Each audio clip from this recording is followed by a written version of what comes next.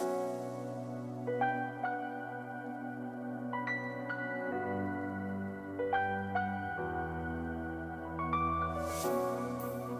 friends, it's a genuine and extreme, but I think very reasonable fear of getting sucked up into a snowplow here, bringing you another Dota 2 video on behalf of Dota Alchemy. And in this video, we're going to be talking about how the hell to get out of Archon bracket, how to get out of Archon MMR in Dota 2. So I originally wasn't going to make this video today. In fact, it wasn't even on a list of videos that I was going to make. I had no idea I was going to make this.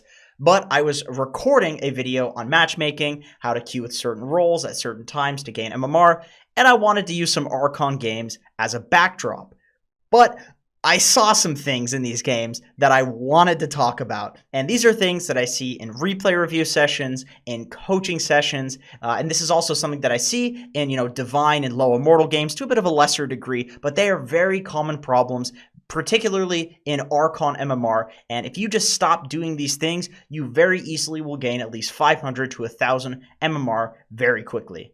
The first thing that I want to show you is an example of two cores essentially sabotaging each other's games a little bit. I'm assuming this happened a lot during the entire game, and from what I've watched, it did. This is obviously just one small example of it, but in Dota, these situations happen, one after another, so it does add up.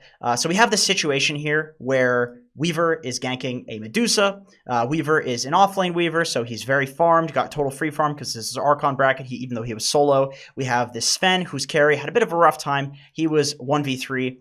And they try to make a kill attempt on the Medusa, and that's fine. Everything is good. It doesn't matter. Maybe the kill attempt was stupid. I don't know. It doesn't matter because it's just an attempt. They thought they could do it, and they go for it. But where the problem arises is after the kill attempt is clearly unsuccessful. And you can see that these two, they know that this isn't going to result in anything because the Medusa runs away, and they just start farming. And this is where it's slow. This creep wave could die to anybody. It's just about clearing the creeps and then running off somewhere else and going to farm. It doesn't need to be cleared quickly. If it needed to be cleared quickly, it would just be because you want to push this tower, you want to secure this outpost. It would be because you're making an actual move in the bottom lane. But that's not happening, so the only person that needs to be farming this creep wave is one hero, any hero. And that's why I'm saying that this isn't fast, because for one of these heroes, they could be running over here while this creep wave is being farmed by the other hero, and they could be killing this camp. Look at the timer. 10 seconds and the camps respawn. So if this Weaver or this Sven run over here and kill this camp, that is one extra camp in this game that in this 10-20 second window they would have. And imagine that across an entire 40-50 minute game. How many camps are being lost because both of these heroes are needlessly sitting here and hitting the exact same creep wave? This is split XP. You don't get double the amount of XP or gold for doing this. So this is just a giant waste of time, and it's very slow. So here we have the second problem. The Weaver and the Sven are running towards the exact same direction. So the Sven's going to go farm the triangle. The Weaver maybe is walking mid. He's maybe going to farm the triangle. But it doesn't really matter because this Weaver has Sakuchi. He's very hard to catch. He has time lapse. There's not very much that can kill him, especially if the Riki is showing. Doesn't even have a point in smoke screen. But in any case, this Weaver is an offlane Weaver. His job is probably to make space. He could be running down this lane, farming this creep wave. He could be getting these camps and messing with Medusa. He could be getting the rune, which does spawn in the bottom lane. He could be getting this outpost. But instead, he walks with the Sven into the triangle. So they are, once again, just sharing the exact same farming pattern.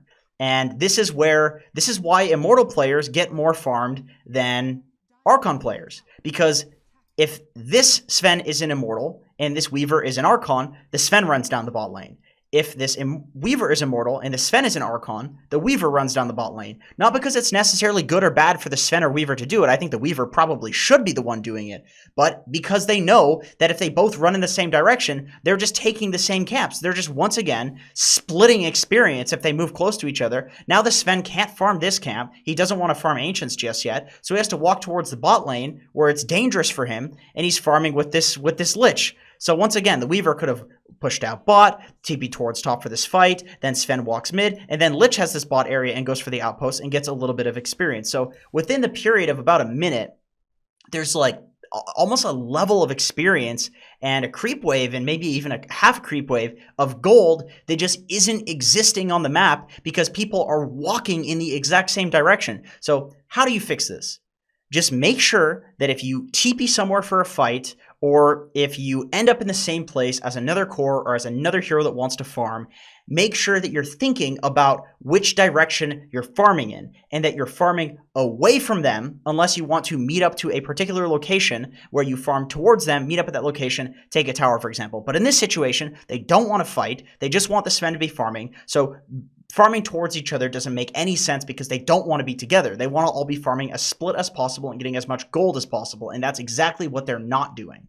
Next, I want to talk about having a sense of urgency whenever you're pushing out waves in Vision. And the reason that you should have a sense of urgency when you're pushing out waves in Vision is because depending on the bracket you're in, the longer and longer you show on a wave, the more likely it is that heroes are going to gravitate towards you because they see you, they have information, so they're like, okay, I want to kill somebody that this guy's in Vision. Let's all run at him and kill him. And the lower and lower rated you go, the slower that's going to take to happen. So in this situation, we have Lion sitting here, right-clicking a creep wave. And this is so insanely slow and dangerous. And you can even see that the Wind Ranger nuked with the power shot, so he knows that she's there. So this is like 10, 11 seconds that he's sitting there, that he's letting the enemy team know that he's just sitting here completely alone. And because it's a lion farming alone, and there's no core that's showing in this lane, for God's sakes, they know that he's going to be completely on his own at this outpost. Because why would a core not walk up and take the farm from him? He's a goddamn position 5. So a core would be stealing this farm from him if there was a core here. And because of him sitting there and just right-clicking it, look at all these heroes that are gravitating towards him. It's like, okay, let's go kill this idiot who's sitting here on a wave. So what he could have done is just walk up, nuke the wave with Earth Spike, hit the range creep once, maybe after mana draining it to get your mana back, hit all the creeps once, and then run away. And he kills the wave in less than half the amount of time. And this doesn't happen. And he can walk back towards his Ember and go gank this Void Spirit with his Ember, maybe. He could go do something else. He could jungle this camp if he wants to. So he's paying. I assume he wants his team to show up, but the problem with this is there's 3 heroes here because he was standing in Vision for so long that, of course, they're all going to be here. They've been moving towards him for the last 12 seconds because he's just showing. The next thing that I want to talk about is something that I see a lot of players do. Divines, low immortals. I actually consider this to be the #1 thing that separates low immortals from 7K players. So I'm not sure what that says about Archon players doing it, but I imagine you could gain a ton of MMR just by not doing this in Archon bracket as well. So we just watched the clip with the Lion feeding top. This area has been given up. This outpost is about to go over to the Radiant side. There's a bunch of heroes set up here. The Lion is already dead. But because Weaver doesn't want his teammates' death to be in vain, he absolutely could just sit mid and keep farming and push this, or he could run bot and get this bot outpost. But no, he TPs to the fight after it happens, after it's already a complete failure. Like, he TPs top well after the Lion is dead. Lich is dead as well. So there's potentially 5 heroes up here because Medusa can TP in. And there's 2 people dead. And he TPs to this fight, and he runs in for whatever reasons. Once again, my theory is that it's this like anxiety that you want your teammate's death to not be in vain. You want something to happen. So now he's in this dangerous area, and he feeds because he's now in the area that the entire enemy team is occupying. And look at this. Going back to the farming patterns thing, this is why you need to think about it. Ember's farming this camp. This camp is pulled. So what does Weaver do? He runs this direction towards the enemy team. And he dies because he TP'd top without thinking about it and just thinking, oh, there's a fight happening, I need to go there. And now when he gets top, he's screwed because Ember's here, Weaver's here. He can't farm in this direction because if he farms in this direction, the enemy team is going to be here and they're going to kill him, which he did farm in that direction, and he died.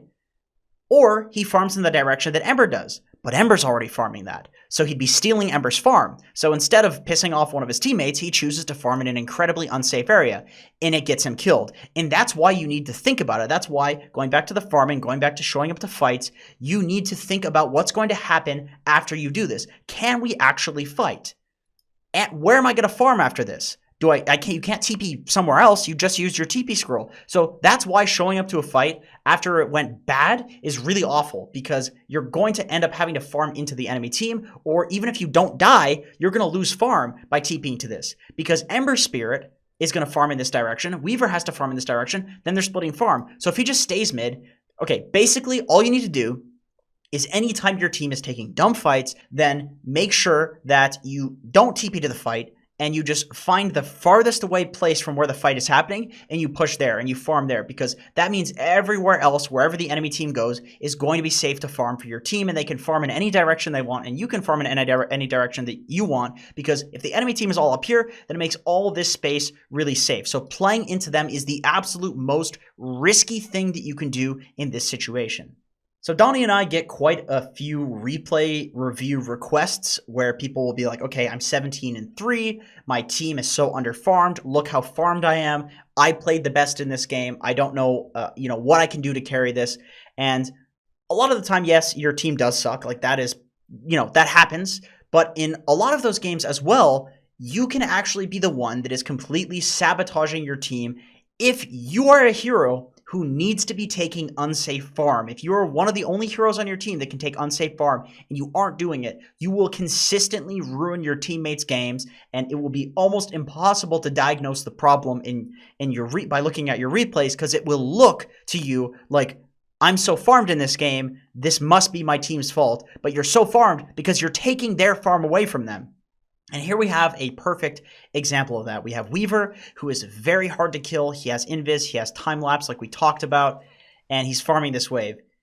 And instead of going towards the bot area of the map, as a BM pause is happening, he runs towards the bounty room, which is good. This is already good, like perfectly fine. But here's where the problem is. Walks towards his triangle. This Weaver seems to always gravitate towards the triangle. He's so scared to push up here, but he's not the carry. So it doesn't matter if he dies. It matters if the carry dies. And now we have Sven TP to the triangle. And I think this is fine too. I think honestly Sven should be here. But now we have two cores farming the same ancient camp.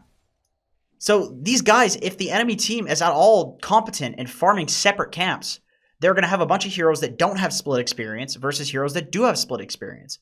So now he runs all the way bot finally, and he's just not getting any experience from these creeps that are dying here. He took half of Sven's experience from the ancient camp, and now he sees the Medusa, and he runs away. So basically, if you are a hero that needs to be taking unsafe farm, so that way your team can get the safe farm, because Sven can't push down this lane. He's going to feed. If you're the hero that needs to do that, go feed. Go kill yourself. Don't be afraid. There's nothing to be afraid of. Death is okay. If they're committing a lot of resources to kill you, just go die.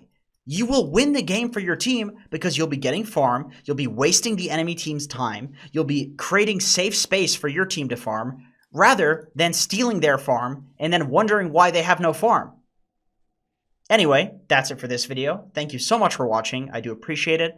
If you're interested in similar content to this, we have a bunch of coaching sessions at patreon.com/Dota Alchemy. We do Q&A, we do replay review, tons of cool stuff on there. So if you want to support your boys, check it out. Anyway, thank you for watching. I appreciate you, and I hope to see you in another video.